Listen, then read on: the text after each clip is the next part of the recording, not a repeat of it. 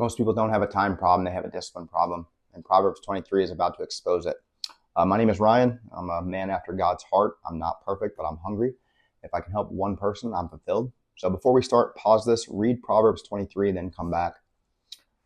Proverbs 23 is not a feel-good chapter. It's actually a wake-up call. It starts with this idea.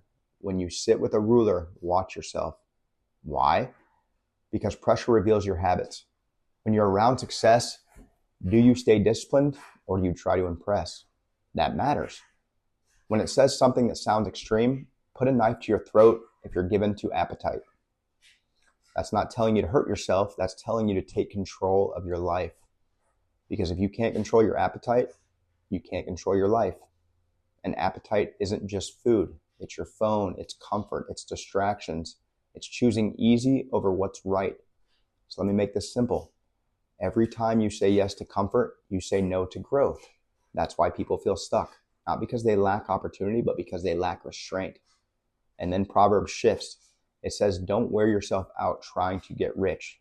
That hits hard today because everybody is chasing money, spending more hours, more hustle, more stress. But here's the truth. If you chase money without discipline, you'll lose both. Proverbs isn't against wealth. It's against chasing wealth the wrong way because discipline creates wealth. Character sustains it. Now listen to this part. It says, don't envy sinners. Don't look at people winning fast and think you're behind. Because fast success without discipline does not last. You're not losing, you're building. Slow, steady, and strong. That's how it's supposed to be. Then it talks about alcohol. But this goes deeper than drinking. It's about anything that takes control of you. Your phone, alcohol, food, anything that numbs you, anything that pulls you away from purpose. Because whatever controls you eventually owns you. And that's the warning. Proverbs 23 is telling you, don't live controlled by your feelings. Don't live controlled by comfort. Don't live controlled by habits you will not fix. Because if you don't master yourself, your habits will master you. And here's the shift. Discipline is not punishment. It is freedom. When you control your actions, you control your future. When you say no to what's easy, you create space for what matters. When you stay consistent, your life starts to change. Not overnight, but it will change for real. So if you feel stuck right now, it's not because you need more time. It's not because you need more motivation. It's because there's something in your life you're not controlling. It's controlling you. And you already know what that thing is. You have to figure it out. So you're not stuck. You're just avoiding the discipline that would change everything. The moment you take control, your life starts to move. So what's one thing you need to take control of today? Comment, go out and lead and be great.